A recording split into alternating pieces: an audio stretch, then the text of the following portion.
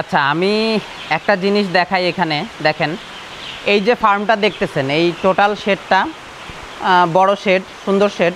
বাচ্চা ছোট অবস্থায় আছে, এজন্য এখানে খালি এতটুকু মুরগি রাখা হয়েছে। তো এই জায়গায় দেখেন খেয়াল করে, এই যে এই পিছনের অংশটা পুরাপুরি টিন দিয়ে ঢাকা দেওয়া, আর মুরগিটাও ব্রুডিং করা হয়েছে এই জায়গাটায়। সামনের অংশটা ওই পাশটা খোলা আছে। তো একটা জিনিস আপনাদেরকে মানে আমি একটু দেখাই যে এই পাশে মূলত এই যে ওই পাশটায় ওনাদের হচ্ছে আরেকটা ফার্ম আছে। ওই দেখেন, ওই ফার্মটা হচ্ছে বড় মুরগি আছে। ওই মুরগিটা বিক্রি হয়ে যাবে কিছুদিন পরে। ওই মুরগিটা বিক্রি হয়ে গেলে পরে ওই মুরগিটা বেচে দিবে, বেচে দিয়ে এই মুরগিটা হচ্ছে খাঁচায় তুলবে। ততদিনে এই ঘরের মধ্যে এটা রেডি হবে। আবার এই মুরগিটা যখন খাঁচায় উঠে যাবে তখন এই ঘরটা হচ্ছে কিছুদিনের জন্য এটা রেস্ট পাবে। তারপরে এইখানে আবার মানে ওই মুরগিটা বিক্রি হওয়ার মোটামুটি 5 থেকে 6 মাস আগে এই ঘরটার মধ্যে বাচ্চা উঠে যাবে। তো যারা লেয়ার ফার্মিং করেন তারা আসলে এই ব্যাপারটা জানেন যে লেয়ার হচ্ছে এরকম করে সার্কেল করতে হয়।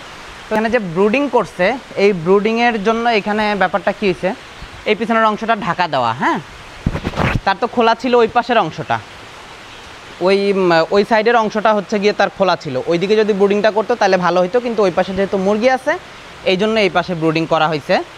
এই কারণে কিন্তু এই পিছনের অংশটা ফাঁকা, বাতাসের চলাচলটা ভালো হচ্ছে না। যার জন্য দেখেন এই লিটারগুলো ভালোভাবে দেখলে দেখবেন কেমন একদম পুরা মানে ড্যাম টাইপের হয়ে আছে লিটারগুলো। হ্যাঁ, এই দেখেন।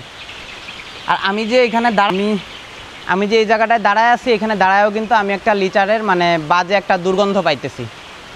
তো এই ভুলটা করা যাবে না। অ্যাটলিস্ট আপনারা যখন পুলেট অবস্থায় বাচ্চা রাখবেন আর কি, তখন চেষ্টা করবেন যে বাচ্চা যেন সর্বোচ্চ মানে আলো তারপরে আলো বাতাসের সুবিধাটা যেন সর্বোচ্চ পায়।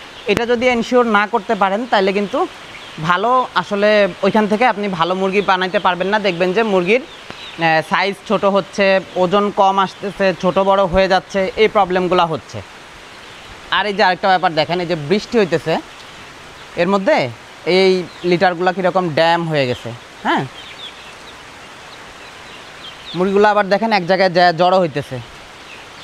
তো আমরা বলি ন্যাচারালি যখন হচ্ছে এই ইয়াটা দেওয়া থাকে, এই জিনিসটা যে দেওয়া থাকে, এই পানিটা সরাসরি যেন এই যে চুয়ে এখানে যে ফোটায় পড়তেছে নিচে, এরকম না পড়ে এই যে টিনের টালটা তৈরি করেন খামার তৈরি করার সময়, গোটা চালটার মধ্য দিয়ে হচ্ছে গিয়ে একটা ওই পাইপ সেট করে দিতে পারেন, যাতে পানিটা ওই টিন থেকে গিয়ে ডাইরেক্ট এরকম নিচের দিকে না পড়ে, এটা ওই দুই পাশ থেকে পড়ে।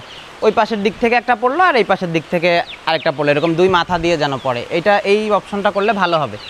যাই হোক, ওইটা ম্যান্ডেটরি না, সবাই বুঝতে পারছেন যে এই ধরনের যদি এরকম ব্লক হয়ে থাকে, তো এই ব্লকের মধ্যে কিন্তু এইভাবে ব্রুডিং করাটা মানে খুব একটা ভালো হয় না। এখন এখানে হয়তো খামারি প্রফেশনাল, সে আস্তে আস্তে করে ভালো করে ফেলবে, কিন্তু এই জিনিসটা মাথায় রাখবেন যে এরকম ধরনের জায়গার চেয়ে আপনারা যদি বেশি আলো বাতাস পান, অথবা এই যে ব্রুডিংটা করছেন এটা এরকম কর্নারের দিকে চাপায় না করে এই সেন্ট্রালের দিকে করতে পারতেন, এরকম এই সেন্ট্রালের এই জায়গাটার দিকে এই ব্রুডিংটা করতে পারতেন। এতে হয়তো কি ওর চতুর্দিক থেকে অ্যাটলিস্ট মানে সার্কেল মতো তার হচ্ছে গিয়ে ফাঁকা জায়গাটা মানে ফাঁসে পাইতো, ফাঁকা স্পেসটা পাইলে মুরগির বাতাস চলাচলটা ভালো থাকতো, লিটারটা ওইরকম ড্যাম হইতো না।